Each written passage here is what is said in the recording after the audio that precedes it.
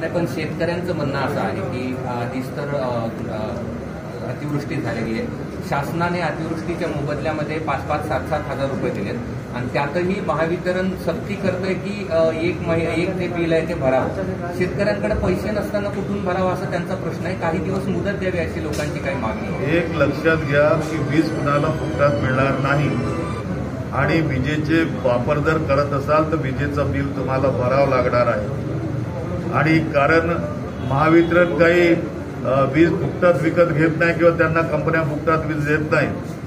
ज्या कंपन्या वीज निर्माण करतात त्यांना कोळसा घ्यावा लागतो, त्यांना बँकांचे कर्ज घ्यावं लागतात, त्यांना पैसा द्यावा लागतो. महावितरणकडे जर पैसेच नाही राहतील तर मग महावितरण बंद होऊन जाईल आणि राज्यामध्ये मग महावितरण काम करणार नाही तर खाजगी कंपन्या या ठिकाणी उतरतील. तर तुम्हाला जर खाजगी कंपन्या उतरवायच्या असतील तर उतरवा, मला काही हे नाही, तो राज्य सरकारचा निर्णय राहणार. परंतु राज्याचा ऊर्जा मंत्री या नात्याने मी एवढंच सांगेन की शेतकऱ्यांच्या सगळ्या प्रश्नांची मला जाण आहे आणि वीज ग्राहकांच्या प्रश्नांची सुद्धा जाण आहे. त्यामुळं अनेक उपाययोजना मी या ठिकाणी केलेल्या आहेत.